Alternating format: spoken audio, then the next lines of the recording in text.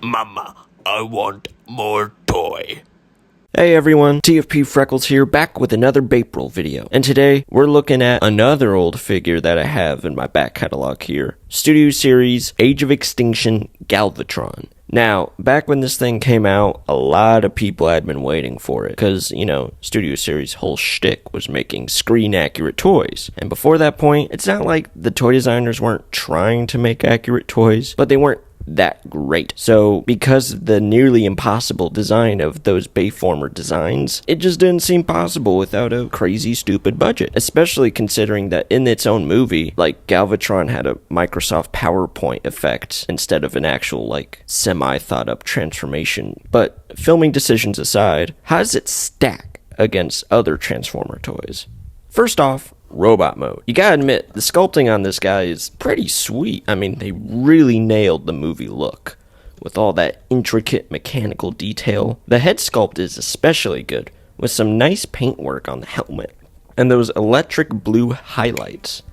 I wish there was more silver paint to make all the detail pop, but articulation wise, it's pretty decent.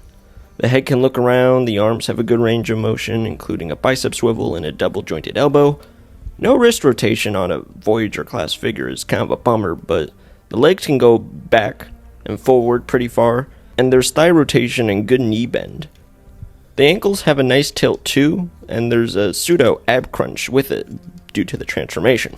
Posing him can be kinda awkward because of his slender fit and overall blocky look, but from the front he looks great. Comes with a couple of accessories. There's his arm cannon, which is, kinda small. It was a lot more impressive in the movie, but it stores in his chest, which is pretty cool, alongside his missile cluster that he uses while in truck mode. You can put both weapons inside of his chest, and it tucks away pretty nicely. Now, let's talk about the transformation. It's definitely more involved due to it being a Studio Series figure. You're basically flipping the whole thing inside out. The arms tuck into the cab, and the legs unravel and come together in a cool way to form the sides and back of the truck. It can be a bit fiddly getting all the panels lined up, especially in the front. You gotta rotate the arms, fold them up, mess with the chest and back panels, rotate the head, and then work on the legs, which involves splitting the feet and rotating various parts.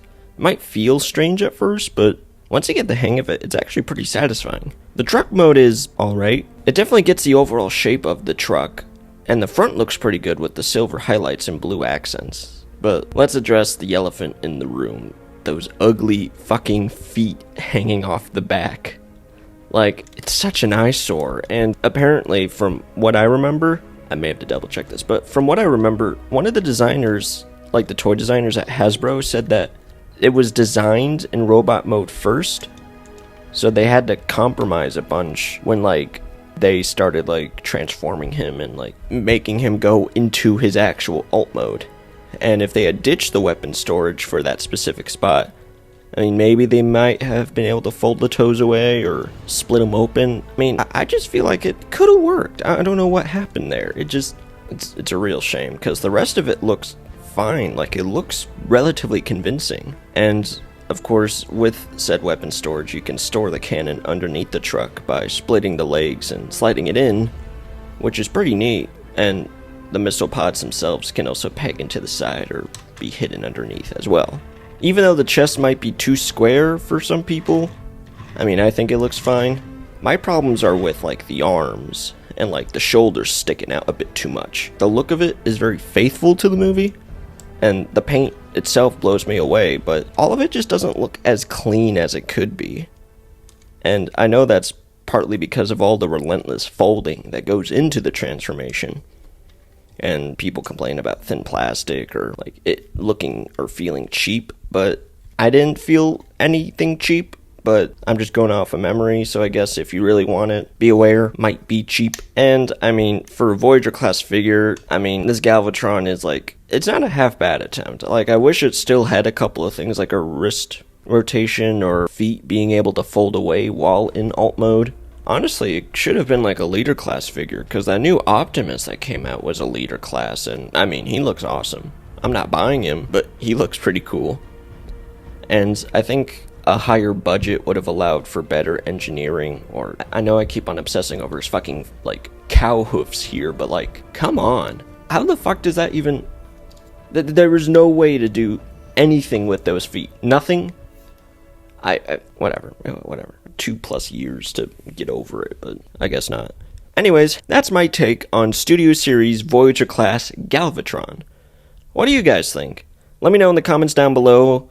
If you enjoyed this review, make sure to like and subscribe for more Transformer reviews. And you can also subscribe to my Patreon if you want more exclusive behind-the-scenes photos and updates.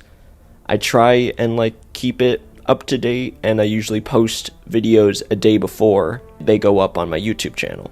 So if you're interested, join. I would highly appreciate it. Anyways, that's all for today. I hope you all have a fantastic spring break, and Merry Baypril.